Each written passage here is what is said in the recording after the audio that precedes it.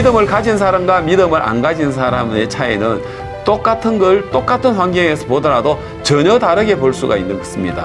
The difference between those who have faith and those who don't have faith, even though they look at the same thing, they can see it very differently. 그래서 이번 시간에 우리가 믿음을 통하여 예수 그리스도의 마음을 우리가 받게 된다면 So through the word, if we receive the heart of Jesus Christ, 예수님이 없는 우리의 눈으로 보는 것하고 예수님으로 눈으로 보는 것 전혀 차이가 있을 것입니다. there will be difference in seeing the things without the eyes of Jesus and seeing things with the eyes of Jesus. 그래서 예수님의 마음을 받는 것이 바로 믿음의 삶이라고 이야기할 수 있겠습니다. And receiving the heart of Jesus, that is the life of faith.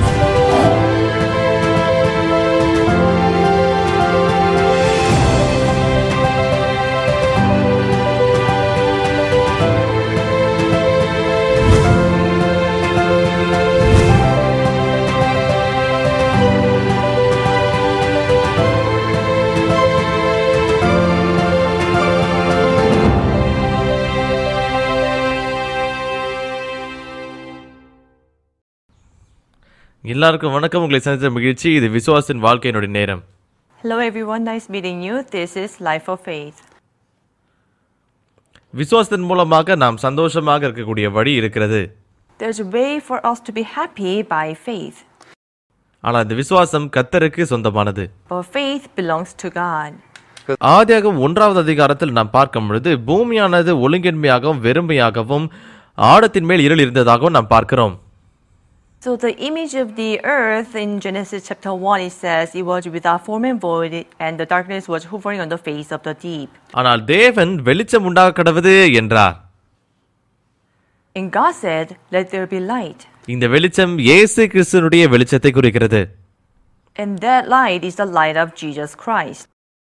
யோவான் சுவிசேஷம் 1வது அதிகாரத்தில் இந்த வெளிச்சம் வசனமாக இருக்கக்கூடிய இயேசுவை குறிக்கிறது. In John chapter 1, it says that the light is Jesus, who is the Word.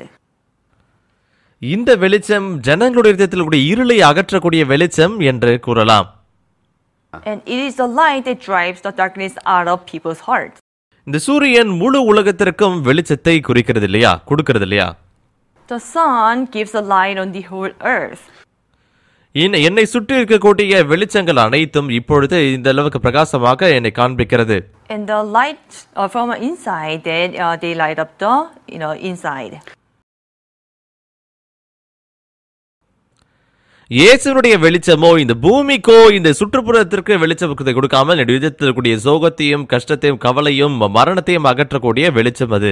But the light of Jesus does not light on the inside or the earth, but it is a light that drives out the darkness, despair, and condemnation from our hearts.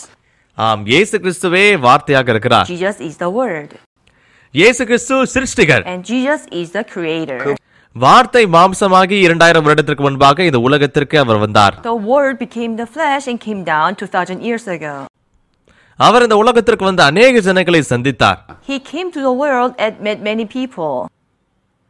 ஜனங்களுடைய இதயத்தில் சந்தோஷத்தை கொடுப்பதற்காக அவருடைய இதயத்தில் விசுவாசத்தை கொடுக்கக்கூடிய சாயலை நாம் பார்க்கிறோம். We can see how he gives faith to give them happiness. ஆனால் இயேசுவை சந்தித்த அநேக ஜனங்களுடைய யோசனையும் இயேசுடைய யோசனை முற்றிலும் வித்தியாசமாக இருந்தது. But many people met Jesus, but the fleshly thoughts were different from the Jesus' thoughts. சமீபமாக யோவான் சுவிசேஷம் மூலமாக விசுவாச உலகத்தை குறித்து நான் பேசிக் கொண்டிருக்கிறோம். Through the book of John, I thought about the world of faith. வார்த்தையாகிய இந்த வெளிச்சம் ஒரு சரீரத்தை கொண்டு 2000 வருடத்துக்கு முன்பாக இந்த உலகத்திற்கு இயேசு கிறிஸ்துவாக அவர் வந்தார். The word which is the light came in the body and Jesus came to the world 2000 years ago. ஆனால் அவரை சந்தித்த அனைத்து ஜனங்களும் வெளிச்சமாகக்கூடியது இயேசுவை சரியாக ஏற்றுக்கொள்ளவில்லை. But people could not really accept Jesus, who is the light. இந்த அற்புதமான வெளிச்சத்தை கர்த்தர் மனிதர்களுடைய இருதயத்தில் பரிசாக கொடுக்க விரும்பினார். God wanted to give the light to us as a gift. ஆனால் இந்த வெளிச்சத்தை ஏற்றுக்கொள்வதற்கோ மனிதனுடைய யோசனையும் கர்த்தருடைய யோசனையும் முற்றிலும் வித்தியாசமாக இருந்தது. But for us to accept the light, our fleshly thoughts were so distant and different from the thoughts of Jesus. வேதாகமத்தில் மத்தேயு, மார்க், லூக்கா, யோவான் இந்த 4 சுவிசேஷ புத்தகத்தில் நீங்கள் வாசிக்கும் பொழுது When you read 4 books of the gospel, Matthew, Mark, Luke and John, வெளிச்சமாகிய இயேசு கிறிஸ்துவை ஏற்றுக்கொள்வதற்காக மனிதன் ஏதாவது செய்ய வேண்டும் என்று இல்லை. For us to accept Jesus, who is a light, there's nothing for us to do. நான் சிறப்பாக நன்மையாக கடின உழைப்போடு நான் வாழ்ந்தால் இயேசு கிறிஸ்து எனக்குள்ளாக வருவார் என்று அநேகர் நினைக்கிறார்கள். Many think that Jesus will come into their heart if they live nicely, good, and do something well. மனிதர்கள் நன்மை செய்வதனால் இயேசு உள்ளே வருவது கிடையாது. But Jesus doesn't come because a man is good. அநேக ஜனங்களுக்காக தியாகம் செய்து தன்னார்வ தொண்டு செய்வதன் மூலமாகவும் இயேசு உள்ளே Because he வருவது இல்லை. sacrifices and volunteer for many people doesn't mean that Jesus comes. உள்ளே வாருங்கள் என்று நாம் மனப்பூர்வமாய் கேட்டாலும் அவர் வருவது கிடையாது. Just because you beg him to come in doesn't mean that he comes in. இயேசுவை ஏற்றுக்கொள்வதற்கு கண்டிப்பாக அவசியமான ஒரு காரியம் இருக்கிறது. In accepting Jesus, there's one thing that was needed. இதுவரைக்கும் எனக்கு தெரிந்த என்னுடைய ஞானம் யோசனைகளை தூக்கி எறிவதுதான் அது. It is about throwing away the thoughts that I have known so far. யோவான் சுவிசேஷம் 2 அதிகாரம் 1 வசனத்தில் நாம் பார்க்கும் In John பொழுது chapter 2 verse 1, கானாவூர் திருமணத்திற்கு இயேசு கிறிஸ்துவும் அவருடைய தாயாரும் சீஷர்களோடு சேர்ந்து அங்கே செல்கிறார். Jesus went to the wedding feast in Cana of Galilee with his mother and his disciples. இந்த கல்யாணத்திற்கு அநேகர் அழைக்கப்பட்டிருந்தார்கள். மிகவும் சந்தோஷமான ஒரு காரியம். ஆனாலும் மிக வருத்தமான விஷயம், திராட்சரசத்திற்கு குறைபாடு ஏற்பட்டது. And many guests came to the wedding. They enjoyed, but sadly they ran out of wine. அந்த நாட்களில் சுலபமாக வெளியே சென்று திராட்சரசத்தை வாங்கக்கூடிய நாட்கள் கிடையாது. It wasn't the time where they can just go out, buy wine from the market. ஆகவே திராட்சரசத்தினுடைய குறைபாடு மிகவும் தீவிரமான ஒரு பிரச்சனையானது. So, running short of wine, it was a serious problem. அவ்வேளையில் மரியாள் இயேசுடைய தாயார் இயேசுவை நோக்கி திராட்சரச குறைபாடு ஏற்பட்டிருக்கிறது என்று சொன்னார். And Jesus' mother Mary, she wanted Jesus to take care of this, so she told him of this. ஆனால் இயேசு கிறிஸ்து அவர் எதிர்பாராத ஒரு பதிலை சொல்லுகிறார். But Jesus says something that is unexpected. ஸ்திரீயே எனக்கும் உனக்கும் என்ன என்று சொல்லுகிறார். Jesus said, what does that have to do with me? என் வேலை இன்னும் வரவில்லை என்றார். My hour has not yet come. நான் இதை குறித்து யோசித்தேன். இயேசு ஏன் எனக்கும் உனக்கும் என்ன என்று சொல்லுகிறார்? Why does Jesus say it has nothing to do with him? என் வேலை இன்னும் வரவில்லை என்றும் அவர் ஏன் சொல்லுகிறார்? Why did he say that his hour has not yet come? இந்த வேதாகம் முழுதாக நாம் இதை யோசித்து பார்க்கும் பொழுது, When I thought about the whole Bible, கர்த்தர் கிரியை செய்யும்போது மனிதனுடைய கரத்தை அதில் நுழைக்க when கூடாது. God works, we have to let go. நாம் கிரியை செய்யும்போது கர்த்தர் காத்துக் கொண்டிருக்கிறார். While we work diligently, God waits. நான் இதை குறித்து யோசித்து பார்த்தேன். So I thought, திராட்சரச குறைபாடு ஏற்பட்டிருக்கிறது என்று even if they சொல்லியிருந்தாலும் ran out of wine, இந்த எஜமான்களும் இந்த மணப்பெண் மணவாட்டிகள் வேறொரு வழியை தேடி கொடுத்தார்கள். the bride and groom, they were looking for other ways. எப்படியாவது திராட்சரசத்தை தேடி கண்டுபிடிக்கலாம், இன்னும் இருக்கும், தேடி பாருங்கள். What do you mean there must be more wine? Go look for them. இல்லை, அருகில் இருக்கக்கூடிய நபர்களிடத்தில் சென்று நீங்கள் திராட்சரசத்தை கடன் வாங்கி வாருங்கள். Go ask someone to bring more wine. இவ்விதமாக அவர்கள் செய்யும் பொழுது While the master was doing this, இயேசு காத்துக் கொண்டிருந்தார். Jesus waited. இயேசுவோடு அதற்கு சம்பந்தம் இருக்க வேண்டும் என்றால், For it to be something to do with Jesus, திராட்சரசத்துக்கு குறைபாடு ஏற்பட்ட இந்த நேரத்தில் இயேசு கிறிஸ்துவின் வேலை வர வேண்டும் for என்றால், Jesus to give his time for the running out of the wine, அதே போலதான் நமக்கும் நம்முடைய வேலையை இயேசு கிறிஸ்துவுக்கு கொடுப்பதற்காக, இயேசு கிறிஸ்து கிரியை செய்வதற்காக முதலாவது நம்முடைய வேலையை இயேசு கிறிஸ்துவிடத்தில் ஒப்படைத்து நாம் ஓய்வெடுக்க வேண்டும். For us to entrust our work unto Jesus, for Jesus to work, we have to let this matter to Jesus. இயேசு கிரியை செய்யும் பொழுது So when Jesus works, நாம் நம்முடைய கைகளை விட வேண்டும். we have to let go. இதற்கு பிறகு என்னுடைய செயல்முறைகள் எல்லாம் முடிந்தது ஆண்டவரே. For the master, now his ways were done. இயேசு கிறிஸ்து உடனே வேலையாட்களை அழைத்து இந்த 5 கற்சாடிகளையும் தண்ணீரால் நிரப்புங்கள் என்று And சொன்னார்கள். Jesus called the servants and said that fill the 5 water pots with water. வேலையாட்கள் உடனே சென்று அவர்களுடைய தண்ணீரை எடுத்து இந்த ஜாடிகளில் நிரப்பினார்கள். I'm pretty sure they went to the well and drew water and they filled them with water. அந்த நேரம் இயேசு கிறிஸ்து இந்த திராட்சரசத்தை மொண்டு கொடுங்கள் என்றார். And Jesus said, draw out some and give it to people. இந்த வேலையாட்கள் ரொம்ப ஆச்சரியப்பட்டார்கள். And the servants were shocked. இயேசுவே, இது தண்ணீர். Jesus, this is water. நாங்கள் தான் இதை கிணற்றில் அருகே சென்று நாங்கள் தண்ணீரை We எடுத்து went வந்தோம். to the well and draw out the இப்பொழுது water. விருந்தாளிகளுக்கோ திராட்சரசம் அவசியம். But what the guests want, they want wine. இந்த தண்ணீரை கொடுக்க வேண்டும் என்று சொல்லுகிறீரா? But you want us to give water to them? இல்லை, இது திராட்சரசம். No, this is wine. இல்லை ஆண்டவரே, இது இயேசுவே, இது No, தண்ணீர். Jesus, this is water. இதை நாம் ருசி பார்த்து பார்க்க So முடியும் they இல்லையா? will go, against each other. எவ்வளவு நேரம் கடந்து சென்றது தெரியவில்லை. We don't know how many time passed Yeah, by. வேலையாட்கள் ஆனால் அவருடைய யோசனைகளை எறிந்து Servants put down their thoughts. தண்ணீர் என்ற தன்னுடைய யோசனை தூக்கி எறிந்து They threw away their thoughts that it is water. திராட்சரசம் என்ற இயேசுடைய வார்த்தையை ஏற்றுக்கொண்டு They accepted the word of Jesus saying that it is wine. விருந்தாளிகளிடத்தில் அதை கொடுக்கும் பொழுது When they passed this out to the guests, அற்புதமாக அவர்கள் அதை சுவைக்கும் பொழுது திராட்சரசமாக இருந்தது. amazingly when they drank, it was wine. அது ஒரு சாதாரண திராட்சரசம் இல்லை, உலகத்திலே மிக சிறந்த சுவையான ஒரு உயர்தரமான திராட்சரசமாக இருந்தது. It wasn't just regular wine, it was most valuable high quality wine they've ever tasted. வேலையாட்கள் மிகவும் And the ஆச்சரியப்பட்டார்கள். servants were shocked. இல்ல இது தண்ணீராச்சே, Oh, this was water. எப்படி திராட்சரசமானது? How did it become wine? இதுதான் இயேசுடைய முதல் அற்புதம் என்பதை நான் பார்க்கிறோம். This is the first sign of Jesus. இயேசுவோடு சந்திக்கக்கூடிய எல்லா ஜனங்களும் People who met with Jesus, நிச்சயமாகவே அவங்களுடைய யோசனை எல்லாமே இயேசுவோட they வித்தியாசமாக were all இருந்தது. different from, he was different from their thoughts. யோவான் சுவிசேஷம் 3ஆம் அதிகாரத்தை பார்த்தீர்கள் In என்றால் John chapter 3, நிக்கோதேமு என்ற பரிசேயர் மத்தியில் கூடிய ரப்பி ஒருவன் இருந்தான். there was a rabbi also who was a Pharisee named Nicodemus. இஸ்ரவேலுடைய ஒரு ஆசிரியர் அவர். He was a teacher of the Jews. அவர் யூதாவினுடைய அதிகாரி. He was one of the officers of the Jews.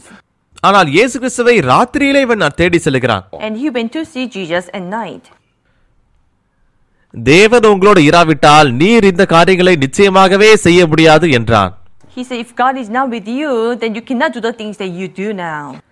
இயேசு கிறிஸ்து அவனை நோக்கி ஒருவன் மறுபடியும் பிறவிட்டால் தேவனுடைய ராஜ்யத்தை காண மாட்டான் என்று மெய்யாகவே உனக்கு சொல்லுகிறேன். And Jesus said, most assuredly I say to you, unless man is born again, he cannot see the kingdom of God. நீ மறுபடியும் பிறக்க வேண்டும் என்று இயேசு சொன்னார். Jesus said, you must be born again. நிக்கோதேமுக்கு இது புரியவே இல்லை. And Nicodemus could not understand. நான் எப்படி மீண்டும் என்னுடைய தாயின் வயிற்றுக்குள்ளாக செல்ல வேண்டும் என்று Are you சொல்கிறீர்களா? telling me to go back to the womb of my mother? இயேசு சொல்லுகிறார் ஒருவன் மறுபடியும் பிறவிட்டால் அவன் தேவனுடைய ராஜ்யத்தை காண Unless மாட்டான். you are born with water and the spirit, you cannot.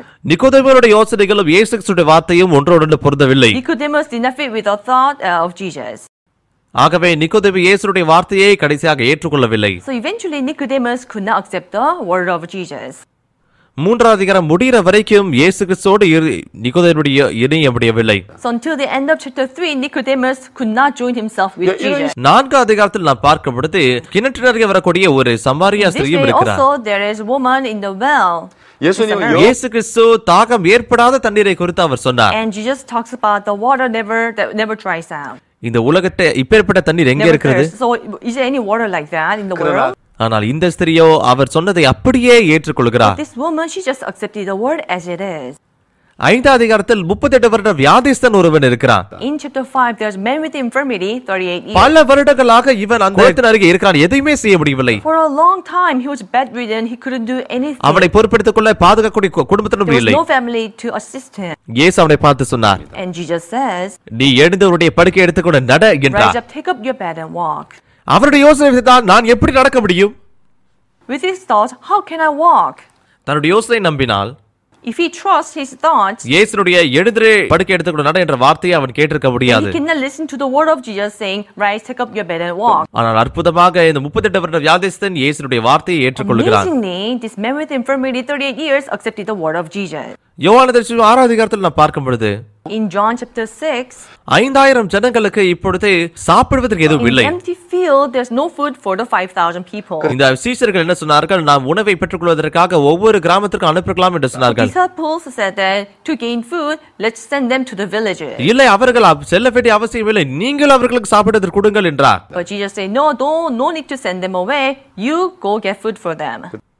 அந்த நேரத்தில் பிலிப்பு, ஆண்டவரே 200 தினாரி நமக்கு பணம் இருந்தாலும் இந்த அளவுக்கு போதுமான உணவை நாம் வாங்க முடியாது. Philip said that even though we have a 200 denarii of money, that we cannot possibly feed them all. பிலிப்பு சரியான ஒரு கணக்கை சொல்லுகிறார். Yes, that is accurate calculation. ஆனால் அந்திரேயோ அந்த நேரத்தில் சொல்லுகிறார், இவர் சிறு பிள்ளையினுடைய பாத்திரத்தில் 5 அப்பம் 2 மீன்கள் உள்ளது ஆண்டவரே. This young boy brought the 5 barley loaves 2 மீன்களும் உள்ளது. and 2 fish.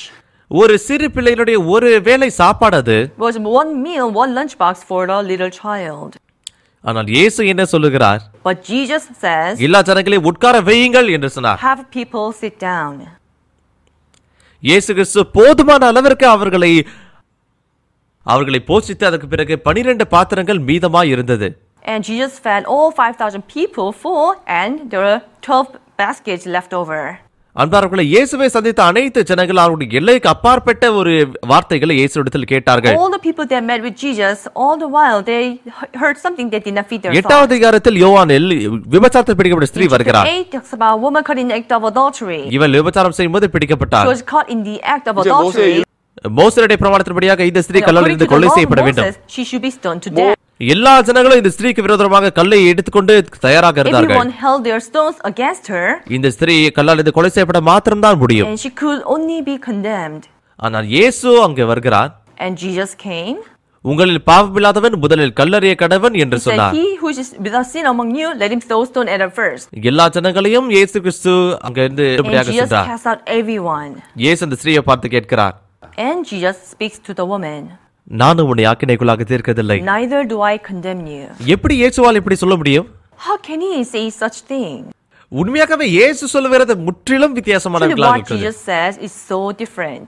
அநேக ஜனங்கள் இவள் பாவி என்று இவளை குற்றம் தீர்த்து கல்லால இருந்து கொலை செய்ய தயாராக இருந்தார்கள். Condemning her, trying to throw stone at her. ஆனால் இயேசுவோ நான் உன்னை ஆக்கினைக்குள்ளாக தீர்ப்பதில்லை என்று சொன்னார். Jesus says he does not condemn her. இன்னொரு விஷயத்தை நான் சொல்லுகிறேன். And one more thing. யோவான் சுவிசேஷம் 9வது அதிகாரத்தில் In John chapter 9, பிறவி முதற்கொண்டே குருடராக இருந்த ஒரு மனிதன் இருக்கிறார். born blind. யூதர்கள் மத்தியில் குருடனாக இருந்தால் கர்த்தர் நிமித்தமாக ஒரு சாபத்தை பெற்றுக்கொண்டவர் என்ற ஒரு கருத்து இருந்தது. Jews believe in this custom saying that the blind people are cursed by God. இந்த நபர்கள் யோசிக்கும்போது ஒருவேளை இந்த மனிதனுடைய வீட்டில் அநேக பாவங்கள் இருந்திருக்கலாம். Men also thought that there are many sins in my family. இல்லை என்றால் நான் பாவம் அதிகமாக செய்திருக்கலாம் இந்த குருடன் யோசித்திருப்பார். Or maybe I committed a lot of sin. நான் தேவனிடத்தில் சாபத்தை பெற்றுக்கொண்டேன். I am cursed before God. ஒவ்வொரு வீட்டிலுமே குருடன் பிறந்தால் எல்லாரும் இவ்விதமாக நினைத்தார்கள். So when a blind man is born, this is how the family ஆகவே members ஏழையாக இருப்பதால் எப்படியாக இருந்தாலும் உணவுக்காக இப்ப அவர்கள் வெளியே வந்து பிச்சை கேட்க வேண்டும். They have no choice but to beg outside. கண்டிப்பாக ஒரு குருடன் அந்த வீட்டில் பிறந்திருப்பான் என்று அவர்கள் சோதித்து பார்ப்பார்கள். If there are those who can afford, then they would never come outside. இந்த வீட்டில் குருடன் பிறந்திருக்கிறான் என்பதை அவர்கள் வெளிப்படுத்தால் அந்த குடும்பம் சபிக்கப்பட்டிருக்கும். And they make sure that a blind person was born in that family. ஒருவேளை இந்த வீட்டில் குருடன் பிறந்திருந்தால் இந்த வீடு சபிக்கப்பட்டிருக்கு என்று சொல்வார்கள். Because if it was revealed that they have the blind person in the family, then they are sealed that this family is cursed. ஆகவே குருடன் பிறந்தால் வீட்டிலே அவர்களை மறைத்து விடுவார்கள், வெளியே வர மாட்டார்கள். So when a blind person is born, people hide. ஆனால் எப்படியோ ஏழையாக இருந்தால் அவர்கள் பிச்சை கேட்பதற்காக வெளியே வர வேண்டும். They have no choice but to send him to beg. அந்த நேரத்தில் இயேசுடைய சீஷர்கள் இயேசுவை பார்த்து கேட்கிறார்கள். So the disciples of Jesus asks him, இயேசுவே இவன் குருடனாக பிறந்தது யாருடைய பாவத்தின் நிமித்தமாக? So this man being born blind, whose sin is that? பெற்றோர்கள் பாவத்தின் நிமித்தமாக? Is it his parents' sin? இல்ல இவனுடைய பாவத்தின் நிமித்தமாக? Is it because இந்த குருடனுக்கு கண்கள் மூடப்பட்டிருக்குது. This blind man, his eyes are closed. ஆனால் காது கேட்கவில்லையா? He could hear. இந்த விதமாக தான் அவன் யோசித்துக் கொண்டிருந்தான். This is how he has been thinking. தன்னுடைய வாழ்க்கை முழுக்க விதமாக தான் யோசித்து நினைத்தான். This is how he lived, the whole life. எனக்கு பாவம் அதிகம். I have a lot of sin. நான் சாபத்தை பெற்றுக்கொண்டேன். ஆகவே நான் வெளிச்சத்தை பார்க்க முடியாது இல்லையா? That is why I cannot see the light. ஆனால் இயேசுனுடைய பதிலோ வித்தியாசமாக இருந்தது. But Jesus' answer was different. அது இவன் செய்த பாவம் அல்ல, இவனை பெற்றவர்கள் செய்த பாவம் இல்லை. He is not blind because his parents or he committed a lot of sin. தேவனுடைய கிரியைகள் இவனிடத்தில் வெளிப்படும் பொருட்டு இப்படி பிறந்தார். Because God wants to work through him. மீண்டும் சொல்ல வேண்டும் என்றால், in other words, இது தேவனுடைய மகிமைக்காகவே இப்படி நடந்தது. This is for the glory of God. இது சாபம் இல்லை. This is not a curse. இது ஆசீர்வாதம். This is a blessing. தேவனுடைய கிரியைகள் வெளிப்படும் பொருட்டு இப்படி பிறந்தார். It is to show the works of God. இந்த குருடன் ஒருமுறை கூட இப்பேற்பட்ட வார்த்தைகளை கேட்டதே கிடையாது. The blind man has never heard அவன் this. சாபம் என்றே நினைத்தான். He thought it was cursed. தினமும் குற்ற உணர்ச்சிக்குள்ளாக He was ஆக்கப்பட்டான். always condemned. கர்த்தருக்கு முன்பாக நான் தண்டனையை பெற்றுக்கொண்டே நினைத்தான். He thought he was punished before God. என்னுடைய வீட்டில் அநேக பாவங்கள் இருக்குது என்று He thought நினைத்தான். there are many sin in his ஆனால் family. தேவனுடைய பதிலோ வித்தியாசமாக இருந்தது. But God's answer was different. முற்றிலும் வித்தியாசமான வார்த்தைகளை இயேசு சொன்னார். Totally different. இது ஆசீர்வாதம். Hey, this is blessing. இந்த சம்பவத்தை குருடன் கேட்கும் பொழுது, When the blind man heard this, இந்த குருடன் இதயத்தில் உண்மையான வெளிச்சம் அவனை தேடி வந்தது.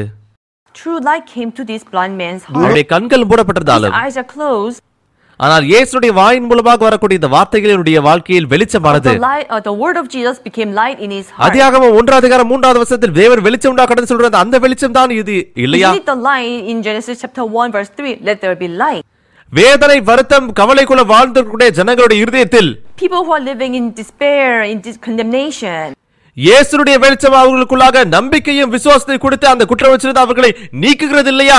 The light of Jesus set them free and they give them hope and joy and they set them free from the condemnation. ஆம், இது சரிதான். Yes, that's how it is. ஆம், இந்த குருடன் இதயத்துக்குள்ளாக வெளிச்சம் வந்தது. Light came to the blind man. கர்த்தர் அவனை சிலோவாம் குலவகத்திற்கு அனுப்பி அவருடைய மாம்ச கண்களை திறக்கக்கூடிய செயலை செய்கிறார். And Jesus does the work of sending him to Siloam and opening his physical eyes. இதுவரைக்கும் இயேசு செய்த அநேக காரியங்களை நாம் பேசினோம். So I have talked about many things done by Jesus. இன்றைக்கு விசுவாச வாழ்க்கையை குறித்து இந்த செய்தியை கேட்கக்கூடிய எல்லா சீல போதகர்களுக்கும் And every the member of CLF who are listening to this life of faith, விசுவாசத்தை பெற்றுக்கொள்வதற்காக நாம் ஏதாவது தீவிரமாக உழைக்க வேண்டும் என்று இல்லை. என்னுடைய யோசனை முதலாவது நான் it's like தூக்கி we should வேண்டும். do something to have faith. We just have to throw away our thoughts. என்னை மறுதலிக்கக்கூடிய செயலை It's இது about குறிக்கிறது. denying our heart. வேதாகமம் இதைத்தான் நமக்கு அநேக சம்பவத்தின் மூலமாக சொல்லுகிறது. And through this, the Bible is telling us today. பல இடங்களில் வேதாகமம் இதை குறித்தே சொல்லுகிறது. In many places in the Bible, it talks about this. கர்த்தர் மோசேயை அழைத்து இஸ்ரவேல் ஜனங்களை எகிப்திலிருந்து வெளியே நடத்தக்கூடிய இந்த காரியத்திலும் Even before, the work of leading the Israelites out of Egypt, மோசேயுடைய யோசனையை மாற்றக்கூடிய காரியத்தை தேவன் முதலாவது God செய்தார். first did the work of changing Moses' மோசே heart. அவன் கரத்தில் இருந்த கோல் இது எனக்காக என்னை பாதுகாக்கிறது என்று நினைத்தார். Moses thought that the rod he was holding on was protecting him and keeping him. ஆனால் கர்த்தர் அவன் கையில் இருக்கக்கூடிய கோலை கீழே தரையிலே போட வைத்தார். God made him let go of the rod that he was holding on. அது சர்ப்பமாகி இது மோசேயை காயப்படுத்தக்கூடியது என்பதை கர்த்தர் காண்பித்தார். God showed him that it was a serpent and then this is something that could harm him. மோசே மிகவும் ஆச்சரியப்பட்டான். And Moses was shocked. ஒருவரை கூட இப்படி He நினைத்தது has கிடையாது. never thought that way. மோசே அவனுடைய கை சுத்தமானது என்று நினைத்தான். And Moses thought that one of his hands was நான் செய்யக்கூடிய காரியங்கள் சுத்தமானது பரிசுத்தமானது என்று அவன் he thought நினைத்தான். what he did was holy and clean. ஆனால் கர்த்தர் அவனுடைய மடியிலே அதை வைத்து எடுக்கும் பொழுது அது மிகவும் வெண்குஷ்டம் பிடித்திருந்ததை அவன் பார்த்தான். But when he put his hand in the bosom and took it out, he was leprous. மோசே சுத்தமான கை என்று அவன் சொன்னான். ஆனால் கர்த்தரோ அது அழுக்கான கை என்பதை காண்பித்தார். Moses said it was a clean hand, but God showed him that it is dirty hand. Nile நதியை மோசே சுத்தமான நதி, ஜீவனை கொடுக்கக்கூடிய நதி என்று So நினைத்தார். Moses thought that the water in the Nile River is drinkable. ஆனால் ரத்தமாக அது மாறி மரணத்தை கொடுக்கக்கூடிய தண்ணீராக But தேவன் God அதை showed him காண்பித்தார். how it turns into blood and it is தேவன் death. மோசையை அழைத்து அவர் மூலமாக கிரியை செய்வதற்கு அவன் புத்திசாலியாகவும் ஞானவரனாக இருக்க வேண்டும் என்ற அவசியம் When God இல்லை. told Moses, it's not that he has to be smarter or stronger. தன்னுடைய யோசனையை அவன் தூக்கி எறிய வேண்டும். He just had to throw away his thoughts. அப்படி செய்தாலே ஒழிய 430 வருடங்களாக அடிமையாக வாழக்கூடிய இஸ்ரவேலர்களை எகிப்தை விட்டு வெளியே வருத்த முடியும். In that way, God can lead the Israelites who were slaves for 430 years out of the land of Egypt. கர்த்தர் விசுவாசின் தகப்பனாகிய ஆபிரகாமை அழைக்கும் போதும் அவ்விதமாகவே So the சொன்னார். same thing when God called Abraham the father of faith. Abraham வேறொரு தேவன்களை அவர் தகப்பனாரோடு சேர்ந்து நதியின் மறுபக்கத்தில் அவர் வணங்கி கொண்டிருக்கும் பொழுது When he was serving other gods with his father on the other side of the river, கர்த்தர் பெத்தானியாவிலிருந்து பத்தனாராமுக்கு அதற்கு பிறகு கானானுக்கு அவரை வழிநடத்துகிறது நாம் பார்க்கிறோம்.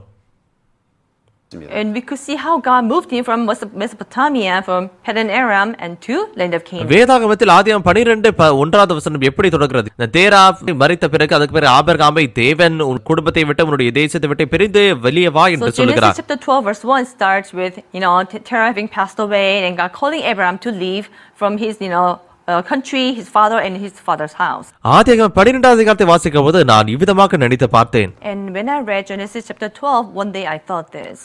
ஆதியாகமம் 12 அதிகாரத்தில் கர்த்தர் ஆபிரகாமை அழைத்தது யார் எழுதினது? But who wrote the story of God calling Abraham? Abraham எழுதினாரா? Was it Abraham who wrote this? யார் இதை எழுதினது? Who wrote this? அன்பானவர்களே, ஆபிரகாமை விட 600 வருடங்களுக்கு பிறந்த இந்த மோசே சீனாய் மலையில் கர்த்தர் காண்பித்த இந்த விஷயங்களை சீனாய் மலையில் அவர் எழுதுகிறார். The 5 books of Moses is where in which Moses wrote this. Moses, who was born 600 years later, wrote this on the Mount Sinai, being. ஆகவே ஆதியாகமம், யாத்திராகமம், லேவியராகமம், என்னாகமம், உபாகமம் இது மோசேயுடைய 5 புத்தகங்கள் என்று நாம் சொல்லுகிறோம் இல்லையா? So Genesis, Exodus, Leviticus, Numbers, and Deuteronomy, these are 5 books of Moses. ஆதியாகமம் 12 அதிகாரத்தை மோசே எழுதுகிறார். So Moses wrote Genesis chapter 12. மோசே 12 அதிகாரத்தில் எங்க இருக்கிறார்? Where was Moses in Genesis chapter 12? ஆபிரகாமுடைய முதுகுக்கு பின்பாக இருந்திருக்கலாம் He இல்லையா? must be in the back of Abraham. ஆனால் 600 வருடங்களுக்கு பிறகே மோசே ஆதியாகமம் 12 அதிகாரத்தை எழுதுகிறார். 600 years later, Moses wrote Genesis chapter 12. நான் இதை குறித்து யோசித்து பார்த்தேன். And I thought, மோசே இதை எழுதவில்லை. it's not that Moses wrote it. கர்த்தர் அவரை அழைத்து God spoke மோசேயுடைய கரத்தின் மூலமாக and through the hands of Moses. அவர் எழுதுகிறார். It is written. கர்த்தர் ஆபிரகாம் மூலமாக இந்த விசுவாசத்தின் உலகத்தை சொல்லும் To பொழுது Abraham, when God speaks to us about faith, விசுவாசம் எப்படிப்பட்டது என்பதை தேவன் நமக்கு கற்றுக் கொடுக்க விரும்புகிறார். what about faith did God want to teach us? Abraham எதை செய்த ஆசீர்வாதத்தை பெற்றுக்கொண்டார்? What did Abraham do to be blessed by God? ஆதிகம் 12 அதிகாரத்தில் நாம் பார்க்கும் பொழுது ஆபிரகாம் கடின உழைப்பு இல்ல நேர்மையான மனிதரோ அந்த விதமான சாயல்கள் இங்கு இல்லை. When you read Genesis, there's no image of Abraham being diligent or being honest. அவர் கானான் தேசத்தில் வாழ்ந்திருக்கும் போது பஞ்சகாலம் இருக்கும் பொழுது எகிப்தை நோக்கி செல்கிறார். He was living in the land of Canaan. When there was a famine, he goes down to Egypt. எகிப்திற்கு செல்லும் பொழுது தன்னுடைய மனைவி மிகவும் சௌந்தரியமுள்ளவளாக இருந்ததனால் அவரை பார்த்து சகோதரி என்று சொன்னார். In Egypt, because his wife is so pretty, he tells her to call him a brother. பார்வோன் ராஜாவினிடத்தில் தன்னுடைய மனைவியை அவர் அனுப்புகிறதை நாம் பார்க்கிறோம். And we can see how he just handed his wife over to Pharaoh. இந்த மாதிரி கணவர் உலகத்தில் எங்க இருக்க முடியும்? Is there such husband like that? ஆனால் கர்த்தர் ஏன் ஆபிரகாமை விசுவாசத்தின் தகப்பன் என்று சொல்லுகிறார்? For what does God say Abraham is the father of faith? தேவன் சொல்லக்கூடிய இந்த விசுவாசத்தின் உலகமோ The world of faith God talks about is நேர்மையாகவோ கடின உழைப்பு செய்யக்கூடிய இந்த மனிதர்கள் இல்லை. not about being good, being capable or being diligent. தன்னுடைய யோசனையை தூக்கி எறியக்கூடிய ஒரு It is வேலையை about செய்கிறார்கள். throwing one's thoughts என்னை away. நம்பாமல் இருப்பதை It is குறிக்கிறது. about not believing in myself. இந்த விசுவாசத்தின் உலகம் என்பது The life of faith எனக்குள்ளாக எனக்கு தெரிந்த ஞான அனுபவத்துக்குள்ளாக வாழ்வது இல்லை. is not living within my own experiences. கர்த்தருடைய அற்புதமான வசனம் நமக்குள்ளாக வந்து The amazing word of God enters our hearts. இந்த வசனம் நம்முடைய யோசனைகளை தூக்கி எறிய செய்கிறது. And this word makes us throw away our thought. ஒருமுறை கூட நான் நினைத்து பார்க்காத உலகத்திற்குள்ளாக நீ வழிநடத்துகிறதை நான் And we பார்க்கிறோம். can see how it leads us out of the world that we have never imagined. ஆகவே இன்றைக்கு எந்த பார்வையின் மூலமாக நாம் பார்க்கிறோம்? So with one eye, which eyes do we see? விசுவாசத்தின் உலகம் என்னுடைய பார்வையை தூக்கி எறிந்து தேவனுடைய வசனத்தின் மூலமாக பார்ப்பதே விசுவாசத்தின் உலகமாகும். The life of faith is about throwing away the way we see and accepting the heart of God. இன்றைக்கு நாம் பார்க்கக்கூடிய கண்கள் மூலமாக பார்க்கக்கூடிய There's the உலகம் world that இருந்தாலும் we see with our eyes. கண்கள் மூலமாக பார்க்கக்கூடிய உலகம் இல்லை, மனதின் மூலமாக பார்க்கக்கூடிய Our உலகம். faith is not seen by eyes but seen by heart. இந்த இருதயத்தின் உலகத்தை நாம் கர்த்தர் மூலமாக பார்க்க முடிந்தால் So through God, if we see the world of faith, இந்த இருதயத்தின் உலகம் மிகவும் அற்புதமானது என்பதை நாம் கண்டுபிடிக்க in the முடியும். world of heart, we can find amazing things. கர்த்தர் ஆபிரகாமுக்கு 100 வயதாக இருக்கும்போது ஈசாக்கை கொடுக்கிறார். And when Abraham was 100 years old, God gives him Isaac. ஒருவரும் 100 வயதாக இருக்கும் பொழுது ஆபிரகாம் ஈசாக்கை பெற்றெடுப்பான் என்று யாருமே நினைத்தது கிடையாது. And no one thought that Abraham would have Isaac at 100 years old through Sarah. ஆனால் கர்த்தர் அவருடைய வாக்குத்தத்தின்படியே ஆபிரகாம் மூலமாக அவருடைய நிறைவேற்றுவதை நாம் பார்க்கிறோம். But we can see how God fulfills his promise to Abraham. ஆகவே இந்த விசுவாசத்தின் உலகத்தை நாம் அனுபவிப்பதற்கு முன்பாக நான் தெரிந்து கொண்டிருக்கக்கூடிய உலகத்தையும் நான் யோசனையும் தூக்கி எறிய முடியும். For us to experience the world of faith, we need to throw away our thoughts. நீங்களும் விசுவாசத்தை அனுபவிக்க விரும்புகிறீர்களா? Do you want to experience faith? நீங்கள் பிடித்துக் கொண்டிருக்கக்கூடிய விஷயத்தை கீழே இறக்கி You வைக்க must வேண்டும். let go of what you are holding on to. தேவன் அந்த நேரத்தில் மிகவும் அற்புதமாக நமக்குள்ளாக கிரியை செய்யறதை நாம் பார்க்க முடியும். Then we can see through us God works in an amazing way. தனக்கு புரியாவிட்டாலும் தன்னுடைய யோசனைகள் எல்லாவற்றையும் தூக்கி எறிந்த மனிதர்களை குறித்து வேதாகமத்தில் அநேகமாக சொல்லப்படுகிறது. There are many stories of the people, even though they didn't understand, but they took a step forward in the Bible. தேவனுடைய ஊழியக்காரர்கள் தன்னுடைய பார்வையை அவர்கள் பார்த்தது The கிடையாது. servants of God never see with their eyes. வேதாகமத்தில் அப்போஸ்தலர் புத்தகத்தில் அப்போஸ்தலனாகிய பவுல் செய்யக்கூடிய அநேக காரியங்களை பார்க்கிறோம். In the book of Acts, we see Apostle Paul doing a lot of work. ஒருமுறை நம்முடைய CLF-னுடைய சிறப்பு பேச்சாளர் கூடிய ரெவரண்ட் ஜேம்ஸ் O.S. பார்க் ஒரு சபையை கட்டின திறப்பு விழாவுக்கு சென்ற போது நடந்த சம்பவம் இது. It was time when senior pastor, Pastor Dr. Parr, was attending this newly building ceremony for the church. அந்த நாள் அப்போஸ்தலர் 20ஆம் அதிகாரத்தை குறித்து போதகர் பேசினார். And pastor talked about Acts chapter 20. அப்போஸ்தலர் 20ஆம் அதிகாரம் 7 இருந்து 20 வரைக்கும் நாம் பார்த்தோம் When என்றால் you look at from verse 7 to 12, இங்கே ஐத்திகோ என்ற ஒரு மனிதனை பற்றி நாம் வாசிக்கிறோம். there's a man named Eutychus. அப்போஸ்தலனாகிய பவுல் அவர் பிரசங்கம் செய்து கொண்டிருந்த இந்த மனிதன் ஜன்னலின் He was அருகே married. When உட்கார்ந்து Paul was கொண்டிருந்தார். preaching, he was sitting on the window. இந்த மனிதனுக்கு தூக்கம் வந்த நிமித்தமாக கடைசியாக அதை பொறுத்துக் கொள்ள முடியாதனால் இந்த ஜன்னவெளியை 3வது மாடியிலிருந்து கீழே விழுந்தான். He could not resist the sleep while sleeping in the window, and he fell from the 3rd story. ஜனங்கள் கீழே வந்து பார்க்கிறார்கள், இந்த ஐத்திக்கு ஏற்கனவே மரித்து போனான். So when people went down and picked him up, he was dead. அநேக ஜனங்கள் ஐயோ ஐயோ ஐத்திக்கு இறந்து விட்டானே, Many people say, "Oh, Eutychus is dead. எப்படி இது நடக்க முடியும் என்று சொன்னார்கள். How can this happen? ஐயோ ஆண்டவரே, ஏன் இப்படி செய்தீர்? God, why did you do this?" தூங்கினதுனால இவனை நீர் கொலை செய்தீரா? இது ஒரு கெட்ட Did you விஷயம் இல்லையே. kill him because he just fell asleep? He didn't do anything bad. அவனுடைய குடும்பத்தினர் எப்படி நினைப்பார்கள்? Eutychus's family. ஐத்திகளுடைய தாயார் இந்த இடத்தில் இருந்தா அவர் எவ்வளவு சோகத்தில் If there இருந்திருப்பார். was Eutychus's mother, how sad she would be. அப்போஸ்தலனாகிய பவுலும் உடனே இறங்கி போனான். And Apostle Paul went down. அப்போஸ்தலனாகிய பவுலும் ஐத்திகுவை And பார்த்தான். Apostle Paul saw Eutychus. தெளிவாக அவன் மரித்து போனது Yes, சரிதான். he surely died. ஆனால் அப்போஸ்தலனாகிய பவுலும் ஐத்திகு இறந்து விட்டானே, இது மிகவும் சோகமான காரியம், எப்படி நடக்க முடியும் என்று சொல்லியிருக்கலாம். Yes, Apostle Paul could have said, "Yes, Eutychus is dead. How can this happen? I'm so sorry." இந்த யோசனை அவருக்கு வந்திருக்காது என்று நாம் நினைக்க முடியாது. And I don't think he never had a thought. ஆனால் போதகர் ஜேம்ஸ் பார்க் என்ன சொன்னார் என்றால், Then Pastor Super said, அப்போஸ்தலனாகிய பவுலும் ஐத்திகு மரித்து விட்டானே, இது சோகமான விஷயம் என்று சொல்ல விரும்பியிருப்பார். that Apostle Paul must, when he saw Eutychus, he must have wanted to say, "Oh, Eutychus is dead. I'm so sorry." ஆனால் பவுலோ இதை சொல்லவில்லை. But Apostle Paul did not say that. பயப்படாதீர்கள், சத்தப்படாதீர்கள், He said, "Be quiet. கலங்காதீர்கள், இவன் Eutychus is alive. உயிர் இவனுக்குள் இருக்கிறது என்றார். The life is in him." இப்படி சொன்னார். This is what he said. அப்போஸ்தலனாகிய பவுல் ஐத்திகு மரிக்காததனால் இப்படி சொன்னாரா? Did he say it because இல்லை, he அவன் didn't die? நிச்சயமாகவே அவன் இறந்த பொழுதை No, Apostle பார்த்தான். Paul saw that he was dead. ஆனாலும் இறந்து போனான் என்று அவன் சொல்லவில்லை. Oh, he never said he is dead. அவனுடைய ஜீவனுக்குள் இருக்கிறது He என்று said சொன்னார். life is in him. கலங்காதிருங்கள் என்று சொன்னார். He said, "Be quiet." நான் இதை கேட்கும்போது, So as I heard that, ஓ பவுலவன் மரித்த போனதை சோதித்திருப்பானே, even Apostle Paul confirmed that he was dead. தன்னுடைய கண்கள் மூலமாக பார்க்கக்கூடியதே அவன் வாயின் மூலமாக பேசவில்லை. He didn't speak with his mouth what he saw. அவன் சோதித்ததன் மூலமாக தன்னுடைய வாயிலிருந்து அவர் பேசவில்லை. He did not speak with his mouth what he has confirmed. இந்த அப்போஸ்தலனாகிய பவுல் கர்த்தர் ஐத்திகை எப்படி பார்க்கிறார்? How does God see Eutychus? இயேசு இங்கே இருந்தால் ஐத்திகை பார்த்து என்ன சொல்லியிருப்பார்? If Jesus had been here, what would he have spoken to Eutychus? இதை அப்போஸ்தலனாகிய பவுல் சொன்னார். And that's what Apostle Paul said. இதுதான் விசுவாசத்தின் வாழ்க்கை. This is the life of faith. இன்றைக்கு உங்களுடைய பார்வையின் மூலமாக பார்ப்பதை சொல்ல So don't வேண்டாம். speak about what you see. கடினமாக இருந்தால் கஷ்டம் என்று சொல்லாதீர்கள். Even though it's difficult, don't say it's difficult. கர்த்தர் எப்படி சொல்லுகிறார் என்பதை நாம் பார்க்க வேண்டும். We must see what God says.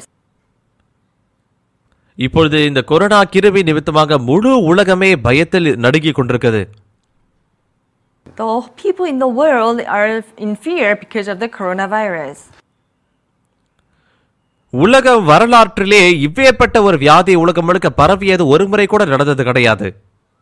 In the history of humankind, there's never, never been a pandemic that has spread worldwide like that. இப்பொழுது அநேக பேர் இந்த வியாதி நிமித்தமாக பாதிக்கப்படுகிறார்கள். அநேக மரணங்களும் நடந்து கொண்டிருக்கிறது. There are many infected people and many number of people who are dead. வேதாகமத்திலும் 2 ராஜாக்கள் 6 அதிகாரம் 7 அதிகாரம் இதே போன்ற சம்பவம் நடக்கிறது. And in also 2 Kings chapter 6 and 7, the similar incident happens. Samariya பட்டணம் சீரிய ராணுவ வீரர்களால் சுற்றி வளைக்கப்பட்டது. இப்ப இருக்கக்கூடிய கொரோனா வைரஸ் சூழ்நிலை போலவே அப்பவும் the city இருந்தது. of Samaria was surrounded, besieged by the Syrian army, and they had something similar situation like this today. ஜனங்கள் சாப்பிடவே கூடாத கழுதையினுடைய தலை பல டாலருக்கு அந்த நாட்களில் விற்கப்படுகிறது. So even the donkey head, which cannot be eaten, it costs tens of thousands of dollars.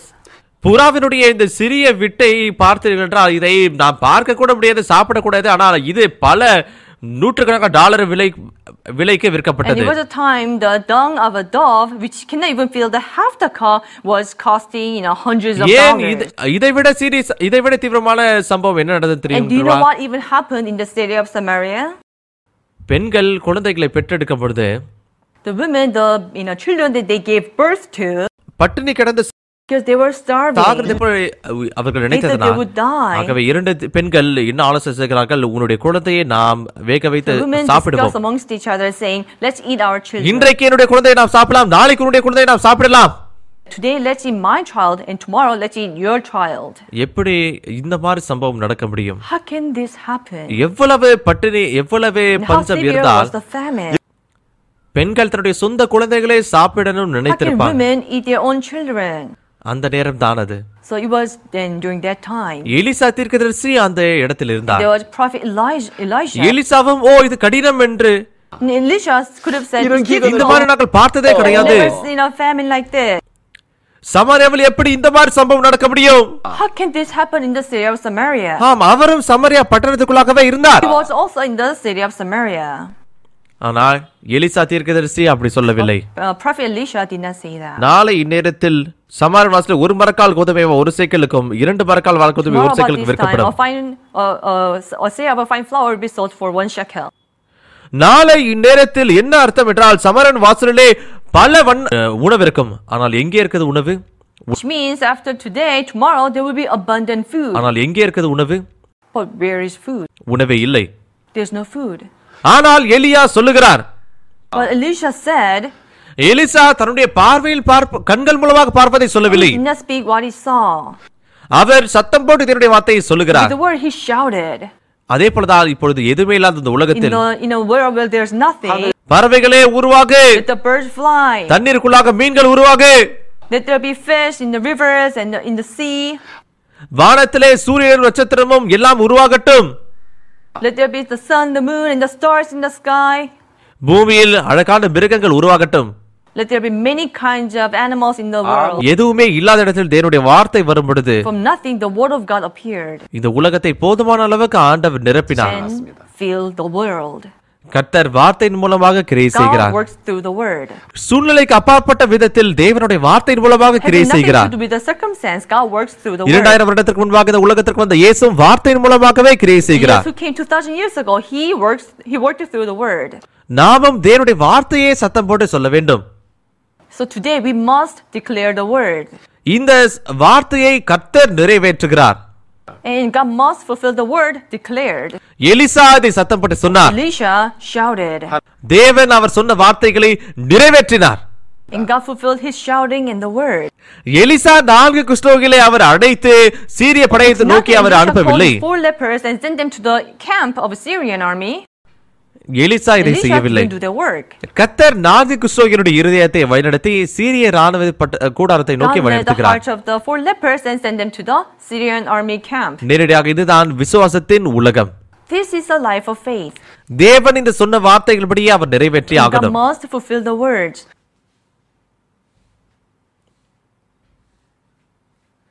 அப்போஸ்தலர் 27 அதிகாரத்தில் பார்ப்பீர்கள் In என்றால் Acts chapter 27, பவுல் ரோமாவுக்கு சென்றிருக்கும் போது இந்த படகில் ஒரு மிகப்பெரிய சுழல் காற்று ஏற்பட்டு யூரோக்ளன் என்ற இந்த காற்று நிமித்தமாக 14 நாட்களாக அவர்கள் அவஸ்தைப்பட்டுக் கொண்டிருந்தார்கள்.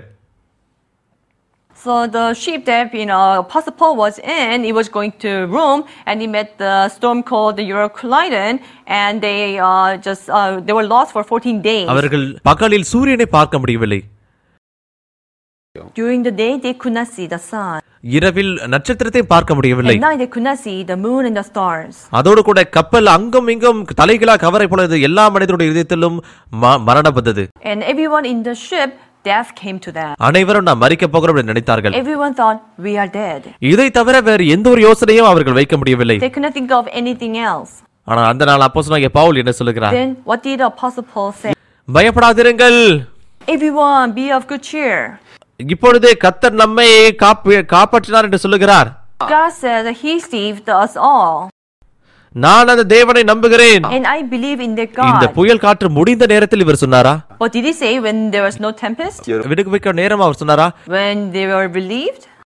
No. இல்லை, இன்னும் புயல் காற்று இருந்தது. There was still storm and tempest. இதுதான் விசுவாசத்தின் வாழ்க்கை. But this is a life of faith. பாவ மன்னிப்பை பெற்றுக்கொள்வதும் அதே போலதான். Same thing when we receive salvation. நாம் பாவத்தை செய்யாமல் It's nothing we don't commit sin. நாம் பரிசுத்தமாக வாழ்க்கை வாழ்வதனால் Or we live holy. ஆகவே பாவமில்லை பரிசுத்தவான்கள் என்று சொல்ல முடியாது. It's not that then we said we are justified, we are sanctified, and we are good. நாம் பாவிகளாக பிறந்திருக்கிறோம். We were born as a sinner. இதுவரைக்கும் பாவத்தை செய்து நாம் வாழ்ந்திருக்கிறோம். We've lived our lives committing இன்னும் sin. நாம் பாவத்தை செய்கிறோம். Even today we commit sin. எதிர்காலத்தில் பாவத்தை மாத்திரமே செய்யக்கூடிய மனிதர்கள் So நாம். we are the people who can only commit sin in the future. ஆகவே அநேக ஜனங்கள் நான் பாவி என்று சொல்லுகிறார்கள். Many people say, Lord, I'm a sinner. சூழ்நிலையை ஏற்றுக்கொண்டு அவர்கள் இப்படி சொல்லுகிறார்கள். They speak for the circumstance. ஆனால் நாம் எதை குறித்து பேச வேண்டும்? But what must we say today? விசுவாசத்தின் மனிதன் People of faith. கர்த்தர் நமக்காக என்ன காரியத்தை What God செய்தார்? has done to them. இயேசு சிலுவையில் எதை What செய்தார்? did Jesus do on the cross? பரிசுத்த ஆவி இன்றைக்கு நம்மை நோக்கி என்ன And what does சொல்லுகிறது? the Bible tell us today? இதைத்தான் நம்முடைய இருதயத்தில் வைத்திருக்க That's வேண்டும். where we need to place our heart. அநேக ஜனங்கள் தனக்குள்ளாக அவர்கள் வாழ்ந்து கொண்டிருக்கிறார்கள். Many people live in their thoughts. ஆப்பிரிக்காவுடைய மேற்கு தெற்கு பகுதிக்கும் நான் மேற்பார்வையாக இருக்கிறேன். I'm in charge of the east and the southern part of Africa. ஆப்பிரிக்காவுக்கு அநேக முறை நான் சென்றிருக்கிறேன். So I go to Africa many times throughout the year. மேற்கு தெற்கு பகுதியில் இருக்கக்கூடிய ஆப்பிரிக்கா நகரங்கள் தேசங்கள் எல்லாவற்றுக்கும் நான் சென்று So வந்திருக்கிறேன். I've been to all the countries in the east and the south of Africa. அங்கு சில நேரத்தில் நான் ஜனாதிபதியும் சந்தித்திருக்கிறேன். Sometimes I met with the அது மாத்திரம் president. இல்லாமல் கல்வித்துறை அமைச்சர்களையும் வாலிபர்களுடைய அமைச்சர்கள் நான் I meet with the சந்தித்திருக்கிறேன். ministers of youth, ministers. சில கல்லூரிகளுடைய சான்சலர்களையும் நான் சந்தித்திருக்கிறேன். I meet with many chancellors of national and private colleges. அநேக கிறிஸ்தவ தலைவர்களையும் நான் சந்தித்திருக்கிறேன். And also meet with many Christian leaders. அந்த நேரம் உலகம் முழுக்க இருக்கக்கூடிய அநேக கிறிஸ்தவ தலைவர்களை நாங்கள் சந்திக்கும் பொழுது When I met with many Christian leaders in the CLF throughout the world, அந்த விலையேற பெற்ற கிறிஸ்தவ தலைவர்கள் தன்னுடைய தேசத்திற்கு பிரதிநிதியாக இருந்தாலும் நாம் அறிவிக்கக்கூடிய வார்த்தையை அவர்கள் மிகவும் அதிகமாக இறுதி திறந்து இதை கேட்கிறார்கள். and they're precious people, they represent their countries, but we see how they were so open to the words that are preached here. விசேஷமாக ஆப்பிரிக்காவில் இருக்கக்கூடிய அநேக அமைச்சர்கள் ஒன்று கொரியாவுக்கு வந்தார்கள். அப்படி இல்லை என்றால் நம்மோடு இணைந்திருப்பதை நாங்கள் பார்க்க முடிந்தது. Especially we see that many ministers in Africa, they have come to Korea or they are connected to us. ஒரு முறை மறக்க முடியாத ஒரு சம்பவம் இருந்தது. So there's an unforgettable memory that I have. Africa அரசாங்கம் நமக்காக 200 ஏக்கர் நிலத்தை 20 ஏக்கர் நிலத்தை நம்முடைய வாலிபர்கள் குழுவுக்கு கொடுத்தார்கள். So the government of Zambia gave us the 20 hectare of land to IYF. ஆகவே இப்பொழுது இந்த அரசாங்க நிலத்தை கொடுத்ததனால் ஏற்கனவே நம்ம இந்த வாலிபர்களுக்கான ஒரு கட்டிடத்தை நாம் அங்கே சென்று So the கட்டி government முடித்திருக்கிறோம். gave us the land. We are almost completed building the IYF youth center there. 3 வருடத்திற்கு முன்பாக நடந்த சம்பவம் இது. And that was done 3 years ago. அந்த நேரம் நான் போதகர் ஜேம்ஸ் பார்க்கோடு சேர்ந்து ஜாம்பியாவுக்கு சென்றேன். So along with Pastor Park, I went to Zambia. அந்த தேசத்தினுடைய ஜனாதிபதியும் நம்முடைய சிஎல்எஃப்னுடைய நிறுவனர் போதகர் ஜேம்ஸ் பார்க்கும் ஒரு நாள் அதை திறப்பு விழாவை செய்திருந்தோம். So with the president of the country and Pastor Support, the founder, we were having the groundbreaking ceremony. நாளை நிகழ்ச்சிக்காக இப்ப நான் எப்படி நிகழ்ச்சி நடத்தலாம் என்று நாங்கள் ஆயத்தம் செய்து கொண்டிருந்தோம். So for the upcoming ceremony, I was inside and preparing. ஜாம்பியாவினுடைய இப்பொழுது இந்த வீரர்கள் எல்லாரும் அவர்கள் வந்து இப்போ ரோடை உருவாக்கினார்கள். The soldiers of Zambia came and they're making the road. ஆகவே இந்த கல்வித்துறை அமைச்சர்களும் வாலிபத்துறை அமைச்சர்களும் எல்லாரும் ஜனாதிபதியுடைய நிகழ்ச்சி நாள் நடைபெறுவதனால் அனைவரும் அதற்கு முந்த நாள் வந்து அவர்கள் ஆயத்தம் செய்து கொண்டிருந்தார்கள். So the Ministry of Youth, Ministry of Education, and the secretaries, many of them came and was preparing for the ceremony with the president tomorrow. ஆகவே நான் ஜனாதிபதியுடைய செக்ரட்டரியின் மூலமாக நாளையுடைய திட்டத்தை எப்படி செய்யப்படுகிறார்கள் என்று நான் கேள்விப்பட்டேன். From the president, I was given the schedule for tomorrow. ஜனாதிபதியை அவர் இந்த இடத்திற்கு வந்தால் நம்முடைய சிஎல்எஃப்னுடைய நிறுவனர் போதகர் ஜேம்ஸ் பார்க்கை சேர்ந்து அந்த இடத்தில் சந்திப்பார்.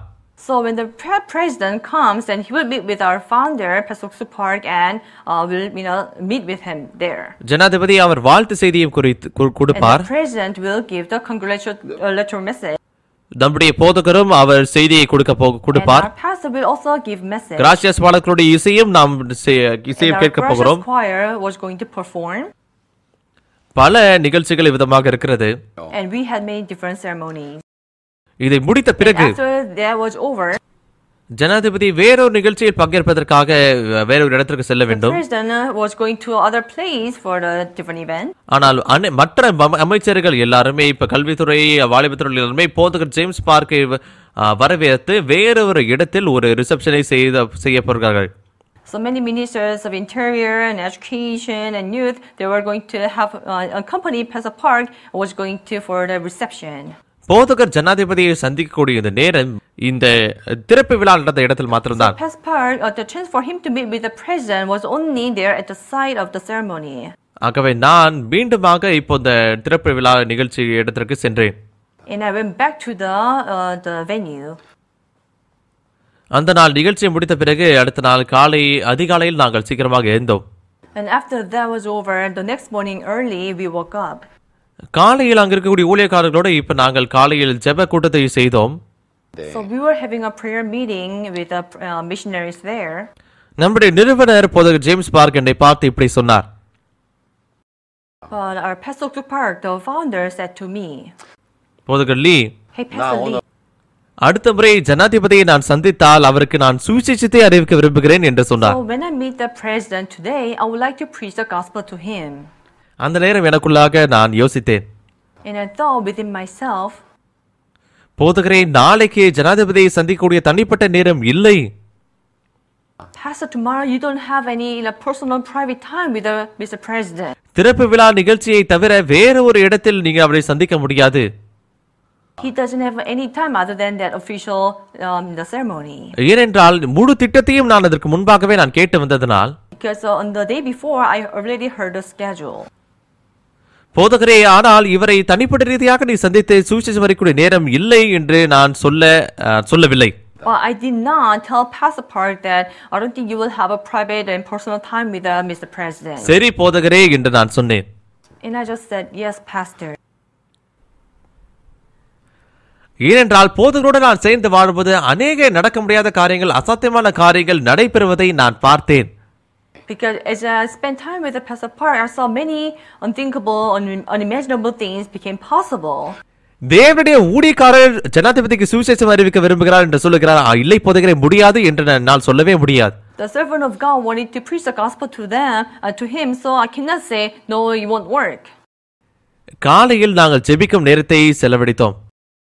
And in the morning we had a prayer time. காலை உணவு சாப்பிட்ட பிறகு நாங்கள் திறப்பு விழா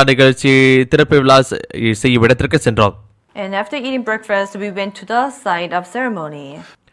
நாங்கள் அருகே செல்லும் பொழுதுதான் இந்த ஜனாதிபதியுடைய செக்ரட்டரி எனக்கு தொலைபேசியில் அழைத்தார்.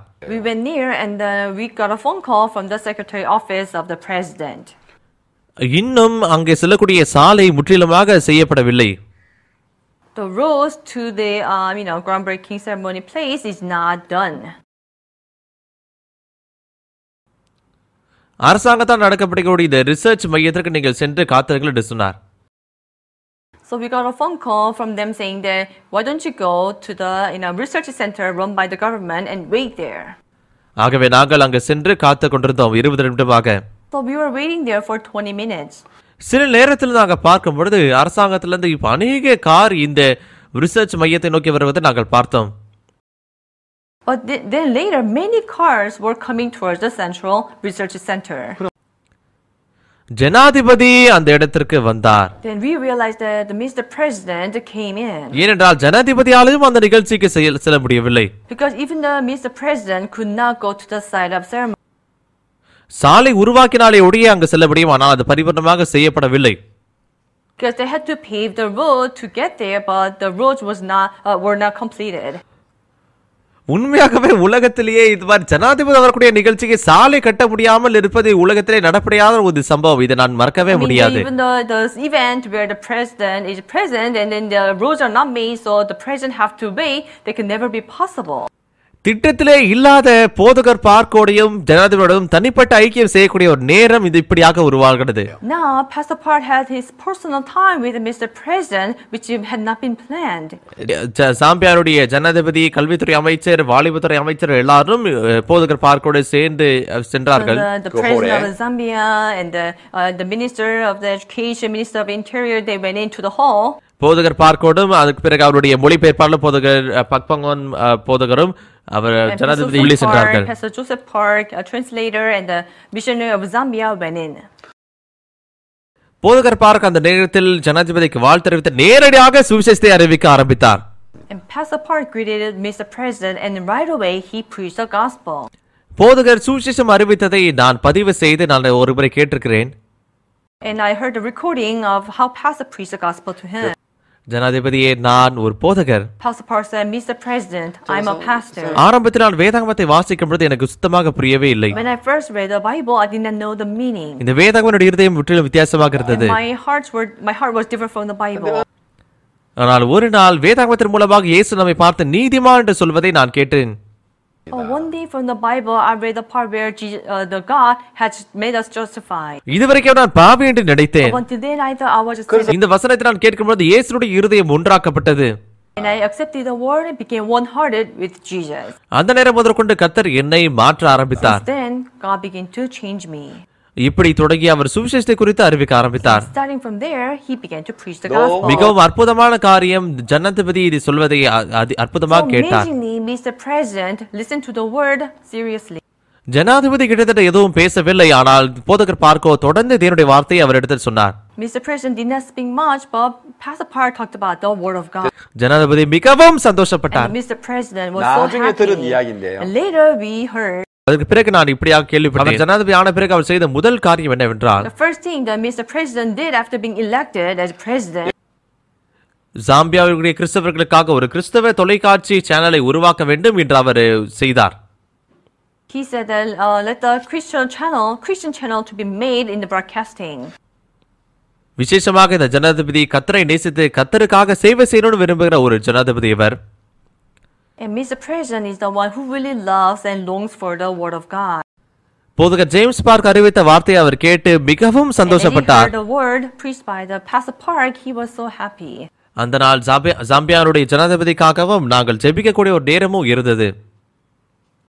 So they had time in which the Pastor Park prayed for the Zambia and also Mr. இது எல்லாம் முடிந்த பிறகு சாலை திறக்கப்பட்டது. And when that was over, the road was finally opened. 1000 ஜனங்கள் கூடியிருக்கக்கூடிய அந்த இடத்தில் அநேக ஜனங்கள் வந்திருந்தார்கள். The side where 1000 people gathered. அந்த நிகழ்ச்சி மிகவும் அற்புதமாக இருந்தது. And the event went beautiful. விசேஷமாக ஜனாதிபதி மிகவும் சந்தோஷமாக இருந்தார். Especially the Mr. President was so happy. இந்த ஜனாதிபதி கிட்டத்தட்ட ஒரு விழாவை போல இருந்தது. And it was like the celebration of a party. Gracias பாடல்குழு ஜாம்பியானுடைய பாடல்களை 2 பாடல்களை பாடினார்கள். And the Gracias choir sang the national anthem of Zambia twice. அங்க இருக்கக்கூடிய வாலிபர்கள் மிகவும் சந்தோஷப்பட்டார்கள். The audience were joyful. இந்த இடத்தில் ஒரு பெரிய வாலிபர்களுக்கான கட்டிடம் கட்டப்பட்டால் அநேக சாம்பியா வாலிபர்கள் சந்தோஷத்தை கொண்டு அவர்கள் தூங்கி நம்பிக்கையுடன் எழுந்திருப்பார்கள் என்று நம்புகிறேன். And when the youth center is completed, then many youth in Zambia will sleep in happiness and wake up in hope. இதுவரைக்கும் என்னால் மறக்கவே முடியவில்லை. Even now I cannot forget. போதகர்லி நான் ஜனாதிபதி சந்திக்கும் போது அவருக்கு சுவிசேஷம் அறிவிக்க விரும்புகிறேன் என்று போதகர் பார்க்க சொன்னார். When I meet with Mr. President, I want to preach the gospel. ஆனால் இந்த வசனம் எப்படி நிறைவேற்றப்பட்டது? How can the word be fulfilled?